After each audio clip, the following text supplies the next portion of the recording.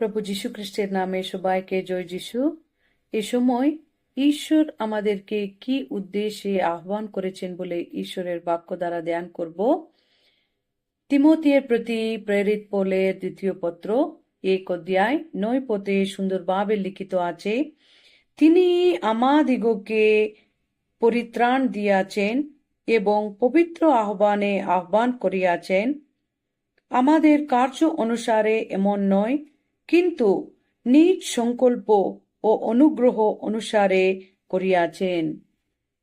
ঈশ্বরের বাক্য স্পষ্টভাবে আমাদের সঙ্গে কথা বলছেন। ঈশ্বর আমাদেরকে পরিত্রাণ দিয়াছেন এবং পবিত্র আহ্বানে আহ্বান করিয়াছেন।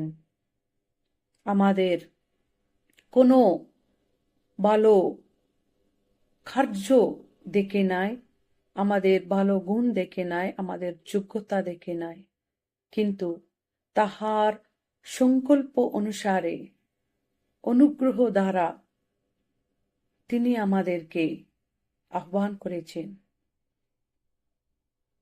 আমরা যেন তাহার পবিত্রতায় প্রত্যেক দিন তাহার সংকল্প পূর্ণ করার জন্য জীবনযাপন করি। অনেক সময় হয়তো আমরা ভাবি ঈশ্বর আমাদেরকে আমাদের ভালো গুণের জন্য, আমাদের যোগ্যতার জন্য, আমাদের ভালো কার্যের জন্য আমাদেরকে আহ্বান করেছেন। আমরা যখন পাপী ছিলাম, আমাদের মধ্যে কোনো ভালো গুণ ছিল না, আমাদের বল শক্তি ছিল না, আমাদের কোনো যোগ্যতা ছিল না, তিনি আমাদেরকে পরিত্রাণ দিয়ে পবিত্র আহ্বানে তাহার সংকল্প অনুসারে অনুগ্রহ দ্বারা আমাদেরকে আহ্বান করেছেন।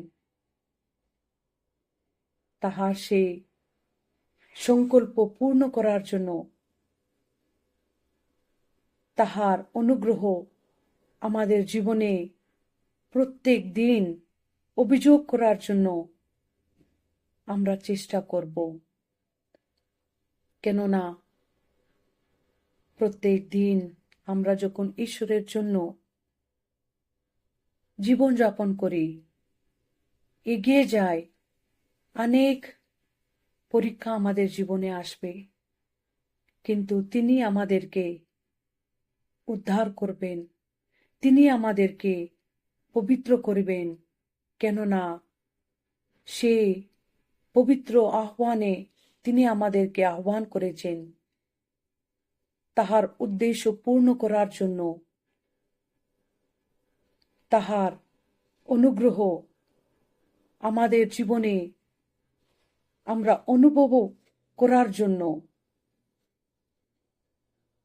তাই আমরা ঈশ্বরের সংকল্প কি বলে আমরা আমাদের জীবনে বুঝে তাহার সংকল্প অনুসারে চলার জন্য,